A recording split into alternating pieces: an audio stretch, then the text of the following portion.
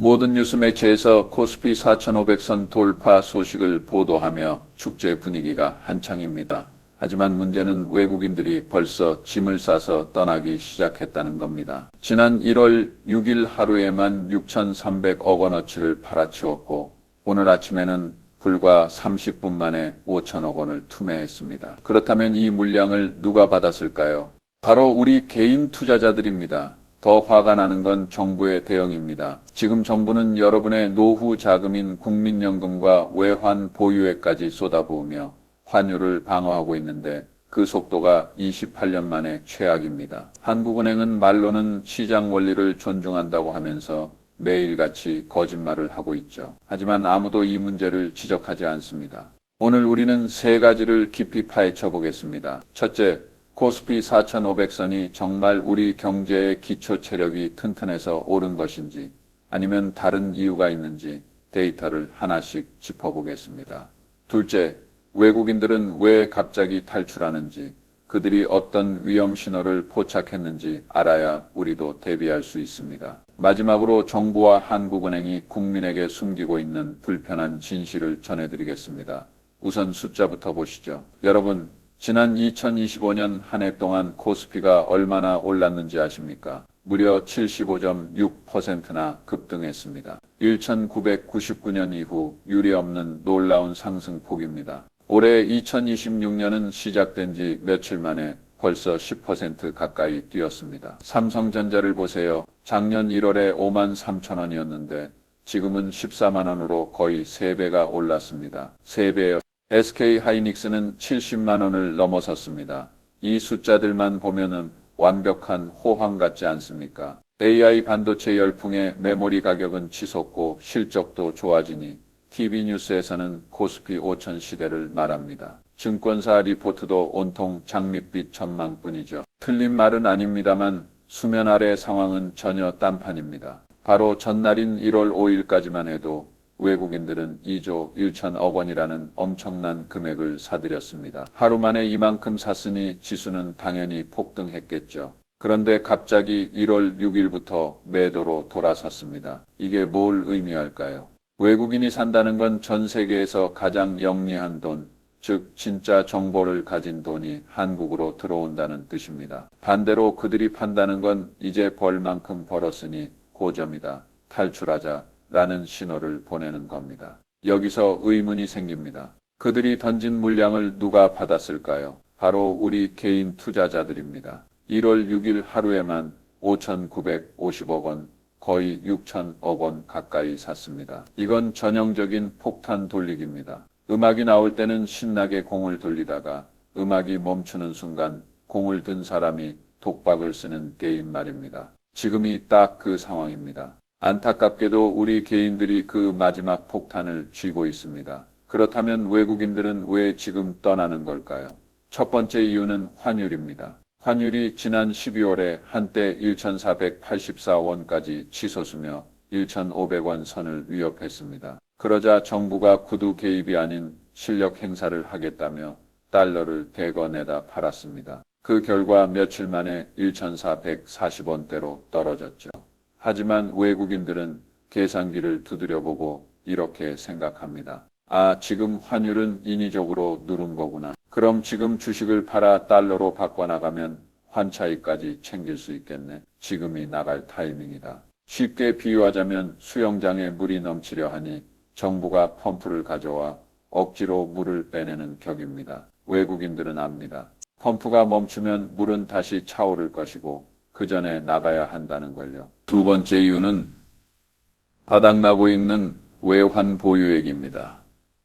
1월 6일 발표된 한국은행 자료를 보면 2025년 12월 말 기준 외환 보유액은 4,280억 5천만 달러로 전월보다 26억 달러 줄었습니다. 겨우 26억 달러라고 생각하실지 모르지만 핵심은 12월이라는 시점입니다. 보통 12월은 은행들이 건전성 지표를 맞추기 위해 달러를 중앙은행에 예치하고 채권이자도 들어오기 때문에 보유액이 늘어나는 달입니다. 그런데도 26억 달러가 줄었다는 건 실제로는 시장에 50억에서 80억 달러 이상을 쏟아부었다는 뜻입니다. 이게 얼마나 심각하냐면 1997년 IMF 외환위기 이후 28년 만에 12월 감소폭으로는 최대치입니다. 아파트에 불이 나서 소화전을 계속 틀었는데 정신 차려보니 물탱크가 비어가고 있는 셈입니다. 지금 당장에 불은 껐을지 몰라도 다음번에 불이 나면 뿌릴 물이 없습니다. 세 번째 이유는 한국은행의 신뢰도 추락입니다. 이창용 총재는 작년 하반기 내내 데이터를 보고 금리를 결정하겠다고 했습니다. 시장은 이를 금리 인하 가능성으로 해석했죠. 하지만 환율이 폭등하자 태도를 180도 바꿨습니다. 금리 인하는커녕 외환 보유액을 털어 환율 막기에 급급했습니다. 올해 들어 한국은행 총재는 잇따라 폭탄 발언을 내놓고 있습니다. 우선 1월 2일 신년사에서 뭐라고 했는지 아십니까? 최근 1,400원 후반대의 환율은 우리 경제 펀더멘털과 크게 괴리되어 있다고 했습니다. 평소 총재가 구체적인 환율 수준을 언급하는 건 매우 이례적인데 환율이 너무 높다는 걸 이례적으로 공개 인정한 겁니다. 더 충격적인 건 그 다음입니다. 화살을 국민연금과 서학개미애들에게 돌렸습니다. 거주자의 해외 증권 투자가 외환 시장의 수급 불균형을 초래해 환율 상승 압력을 가하고 있다고 했죠. 심지어 국민연금은 기계적으로 달러를 사고 외환 당국은 환율 관리를 위해 달러를 파는 딜레마가 반복될 수 있다고까지 했습니다. 이게 무슨 뜻일까요? 한쪽에서는 국민연금이 달러를 사고 다른 쪽에서는 한국은행이 달러를 팔고 있다니 이게 대체 뭐 하는 상황입니까? 그런데 사흘 뒤인 1월 5일 범금융 신년인사회에서 또다시 고환율 경고를 날렸습니다. 이번에는 고환율이 산업 경쟁력과 내수 경제에 심각한 영향을 줄 수 있다며 중앙은행과 정부기관의 긴밀한 협력을 촉구했습니다. 여기서 핵심이 무엇일까요? 작년까지만 해도 금리 인하 힌트로 시장에 희망을 주더니 이제 와서 환율 때문에 내수 기업 다 죽게 생겼다며 말을 완전히 바꾼 겁니다. 경제 전망도 어둡습니다. 올해 성장률을 1.8%로 잡았지만 IT 산업을 제외한 K자형 복구를 따져보면 고작 1.4%뿐입니다. 삼성전자나 SK하이닉스 같은 반도체 기업만 살고 나머지 자동차, 화학, 중소기업들은 고통의 터널을 지나고 있다는 뜻입니다. 최강 경기는 지표보다 훨씬 최악일 수밖에 없습니다. 결정타는 통화정책 방향이었습니다. 작년 11월까지는 한국은행 문구에 금리 인하 기조부라는 표현이 있었지만 이제 그 단어가 사라지고 금리 인하 여부를 결정으로 바뀌었습니다. 안 내릴 수도 있으니 데이터 보고 정교하게 판단하겠다는 거죠. 비둘기파적인 색채가 완전히 사라진 겁니다. 한국은행 총재는 마지막에 유지경성, 유지진성이라는 고사성어를 인용하며 우리 경제의 도약을 기원했습니다. 하지만 솔직히 외국인들 눈에 이게 어떻게 보일까요? 이 나라 중앙은행은 변검술사인가? 작년엔 금리 내릴 것처럼 하더니 환율 오르니까 국민 탓하며 경고나 하고 독립성 없이 정부 눈치만 보네. 여기 계속 있다간 위험하겠다. 나가자. 딱 이겁니다. 이제 마지막으로 중요한 이야기를 하겠습니다. 정부와 한국은행이 국민에게 말하지 않는 사실은 무엇일까요? 첫째, 외환 보유액이 4천억 달러 아래로 떨어지면 어떤 일이 벌어지는지 말하지 않습니다. 지금 4천이 180억 달러니 충분하다고만 하죠. 1997년 IMF 외환 위기 때 기억하시나요? 그때도 펀더멘털 튼튼하니 문제없다고 했습니다. 4천억 달러가 심리적 마지노선인 이유는 국제 신용평가사들이 이 수치를 주시하기 때문입니다. 여기가 깨지면 한국의 신용 등급이 강등될 수 있고 우리 기업들이 해외에서 돈을 빌릴 때 더 많은 이자를 내야 합니다. 그 비용은 결국 물가에 반영되죠. 하지만 정부는 괜찮다는 말만 반복합니다. 둘째, 국민연금을 동원해 환율을 막고 있다는 사실을 명확히 알리지 않습니다. 총재가 국민연금은 달러 사고 당국은 파는 게 딜레마라고 했죠. 이걸 풀어서 설명해 드릴게요.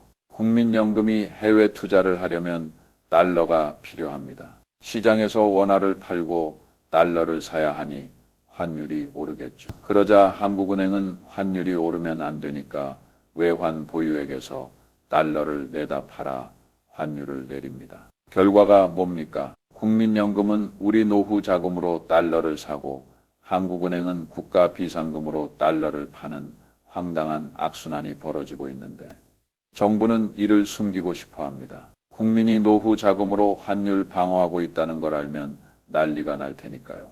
셋째, 28년 만에 최악기라는 사실을 희석하려 합니다. 12월 외환 보유액 감소 소식이 나오자 한국은행은 분기 말 금융기관 외화 예수금 증가와 비달러화 자산의 외화 환산액 증가는 상승 요인이지만 외환 시장 변동성 완화 조치는 감소 요인이라고 발표했습니다. 이 말을 누가 알아듣습니까? 쉽게 말해 우리가 달러를 엄청나게 팔아서 보유액이 줄었다는 말을 아주 어렵게 포장한 겁니다. IMF 이후 28년 만에 12월 최대 감소폭이라는 공포스러운 팩트를 가리기 위해 온갖 경제 용어로 둘러대고 있습니다. 넷째, 반도체 과잉 의존의 위험성을 공식적으로 경고하지 않습니다. 총재가 IT 제외 성장률이 1.4%라고 했죠.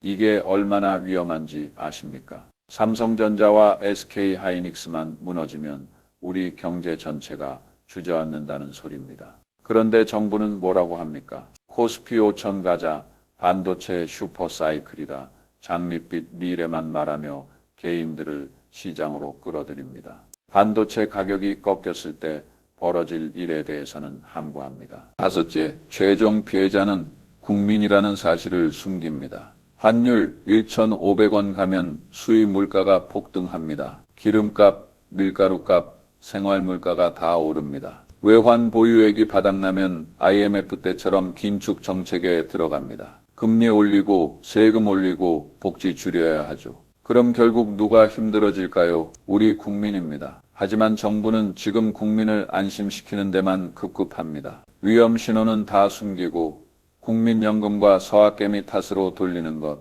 이것이 정부와 한국은행이 말하지 않는 불편한 진실입니다.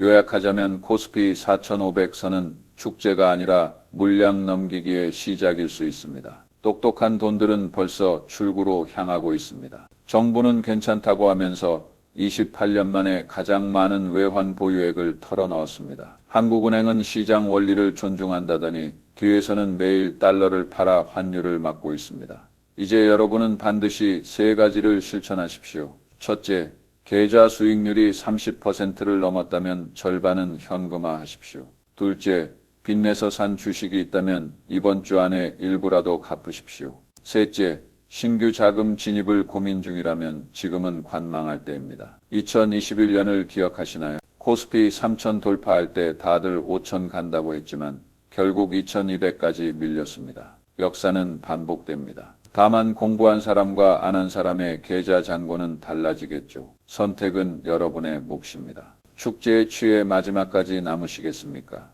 아니면 미리 출구를 확인하시겠습니까? 지금 우리 경제가 벼랑 끝에 서 있다는 사실 알고 계십니까?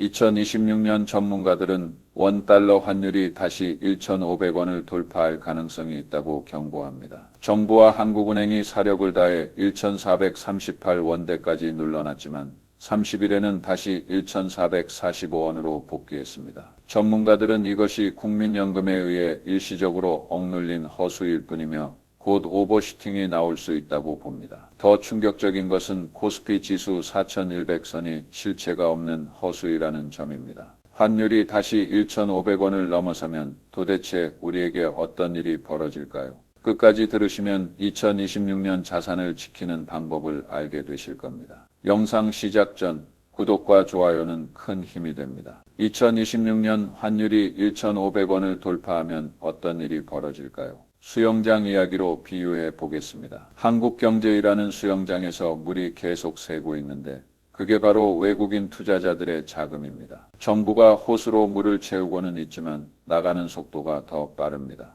1,500원이 뚫리는 순간 물이 빠지는 속도는 폭포처럼 빨라질 것이고 누가 벌거벗고 수영하고 있었는지 적나라하게 드러날 겁니다. 이는 외국인 투자자들이 한국 시장을 위험하다고 판단했다는 증거입니다. 금리를 내려도 한국은 이제 안 되겠다 싶으니 돈을 빼는 겁니다. 이건 단순한 금리 차이 문제가 아니라 한국 경제의 펀더멘털, 즉 기초 체력을 더 이상 믿지 않는다는 뜻입니다. 왜 못 믿을까요? 한국 증시를 보십시오. 코스피 4100선 겉보기엔 좋지만 내실은 어떻습니까? 반도체와 자동차, 이 두 업종이 지수를 억지로 떠받치고 있습니다. 삼성전자와 SK하이닉스를 빼면 뭐가 남습니까? 현대차를 빼면요. 외줄 타기하는 광대를 상상해 보십시오. 지금 한국 경제가 딱 그 꼴입니다. 2025년에는 AI 열풍 덕에 반도체 수출이 급증하며 지수가 4100까지 올랐습니다. 하지만 2026년에 AI 사이클이 고점을 찍고 내려오면 어떻게 될까요? 버티던 한쪽 다리가 부러지는 순간 한국 경제는 추락합니다. 게다가 건설업은 이미 빈사 상태입니다. 2025년 10월 기준 준공후 미분양 주택이 18,308호에 달하며 연초 대비 22.8%나 늘었습니다. 이대로라면 2026년에는 3만 호를 넘길 겁니다. 내수는 또 어떻습니까? 커피 한 잔에 7,000원이 넘으니 카페의 발길이 끊기고 소고기 값이 60%나 올라 고깃집이 텅 비었습니다. 반도체 한 놈만 믿고 가는 경제, 이것이 바로 우리 경제의 구조적 취약점입니다. 하지만 진짜 무서운 건 이제부터입니다. 부동산과 가계 부채라는 시한폭탄이 터지기 직전입니다. 2025년 2분기 기준 가계 부채의 GDP 대비 비중은 89.7%, 금액으로는 1,968조 원에 달합니다. OECD 평균이 65%인데 우리가 25%포인트나 높습니다. 아파트 사려고 3억 원 대출받은 30대 부부를 생각해 보십시오. 변동금리 대출인데 환율이 1,500원을 돌파하면 한국은행은 환율을 잡기 위해 금리를 올릴 수밖에 없습니다. 그럼 이 부부의 이자는 한 달에 100만 원에서 150만 원으로 뜹니다. 밥 안 사 먹고 옷 안 사고 여행 안 가겠죠. 이게 전국에서 동시다발적으로 벌어지고 있습니다. 건설사는 아파트가 안 팔려 돈이 안 들어오니 은행 빚을 못 갚습니다. 건설사가 쓰러지면 돈을 빌려준 저축은행과 증권사도 줄도산합니다. 이것이 바로 거품 낀 자산시장의 민낯입니다. 바늘 하나에 풍선이 터지듯 작은 충격에도 무너질 수 있습니다. 그런데 개인 투자자들은 무엇을 하고 있습니까? 카지노 같은 투기판에 뛰어들고 있습니다. 2025년 내내 영끌과 비투가 유행했습니다. 빚내서 주식 사고 코인 샀죠. 특히 젊은 층이 증시 과열을 주도했습니다. 실적이 좋아서 오르는 게 아니라 투기 자본이 쏠려 거품이 낀 종목들이 수두룩합니다. 외국인들이 보기에 한국 시장은 이제 카지노일 뿐입니다. 삼성전자의 외국인 지분율이 현재 51.98%인데 50% 선에서 아슬아슬하게 버티고 있습니다. 여기가 깨지는 순간 심리적 공황 상태가 올 겁니다. 영화관에 불이 났는데 누가 불이야 라고 소리치는 순간 모두가 출구로 돌진하는 것과 같습니다. 코스피가 하루 만에 5%, 10%씩 폭락할 수도 있습니다. 환율 1,500원 돌파와 외인 탈출이 겹치면 부동산 시장도 같이 무너집니다. 환율이 오르면 수입 물가가 폭등해 실제 구매력이 떨어지니 집 살 여력이 없어집니다. 게다가 금리까지 오르면 대출 이자 부담에 매물이 쏟아지겠죠. 서울에 5억 원짜리 집을 3억 원 대출 끼고 산 40대 가장이 금리가 6%로 오르면 한 달 이자만 150만 원을 내야 합니다. 월급 500만 원 받아 이자 내고 생활비 쓰면 남는 게 없습니다. 결국 집을 팔 수밖에 없는데 모두가 동시에 팔려고 하니 가격은 폭락하고 거래는 끊깁니다. 여기에 역전세, 여 문제까지 더해집니다. 집값이 떨어지면 집주인이 세입자에게 돌려줄 전세금이 모자라게 됩니다. 전국적으로 이런 현상이 터지면 세입자들은 돈을 못 받아 이사도 못 가는 사회적 혼란이 옵니다. 2022년 전세 사기 사태가 대규모로 재현될 수 있는 겁니다. 정부는 지금 1,968조의 가계 부채와 PF 구멍을 막기 위해 억지로 돈을 풀고 되고 있지만 이건 문제를 해결하는 게 아니라 미루는 것뿐입니다. 2026년 미뤄왔던 숙제가 1,500원 환율 고지서와 함께 도착할 겁니다. 여러분은 이 고지서를 감당할 준비가 되셨습니까? 2023년 부동산 거래 절벽구이라는 말이 유행했습니다. 그때는 외국인 자금이라도 들어왔지만 지금은 나가는 추세입니다. 환율이 1,500원을 넘기면 속도는 폭포처럼 빨라질 겁니다. 외자가 빠지면 경제에 피인 돈이 마릅니다. 기업은 투자를 줄이고 고용을 안 하니 실업이 늘고 실업이 늘면 집 살 사람은 더 없어지는 악순환이 시작됩니다. 결국 환율 1,500원은 금리 인상, 이자 폭탄, 매물 폭탄, 건설사 연쇄부도, 금융위기, 전세 대란, 거래 절벽, 집값 폭락으로 이어지는 다미노의 첫 번째 조각입니다. 이 모든 일이 불과 한두 달 사이에 벌어질 수 있습니다. 이것이 바로 부동산 붕괴 시나리오입니다. 더 무서운 건 정보의 비대칭성입니다. 골드만삭스나 JP모건 같은 국제기관들은 이미 자금을 빼고 있는데 우리 국민만 펀더멘털 튼튼하다는 정부 말만 믿고 있습니다. 그럼 우리는 어떻게 해야 할까요? 첫째, 은행 예금의 20에서 30%는 달러 자산으로 바꾸십시오. 환율 1,500원이 뚫리면 원화 가치는 더 떨어집니다. 미국 주식, 달러 예금, 금 ETF 무엇이든 좋습니다. 둘째, 변동금리 대출이 있다면 지금 당장 고정금리로 갈아타거나 대출 규모를 줄이십시오. 셋째, 주식 투자 비중을 줄이고 현금을 확보하십시오. 지수 4100선은 허수입니다. 외국인 지분율이 50% 아래로 떨어지는 순간을 대비해 현금을 쥐고 있어야 기회를 잡을 수 있습니다. 절대 해서는 안 될 일도 있습니다. 환율이 곧 내리겠지라는 막연한 기대로 원화만 들고 있지 마십시오. 영끌이나 비투는 자살 행위입니다. 실적 없는 투기주에 올인하지 마십시오. 여러분이 변해야 여러분의 미래가 변합니다. 내용이 도움 되셨다면 구독과 좋아요 부탁드립니다. 감사합니다.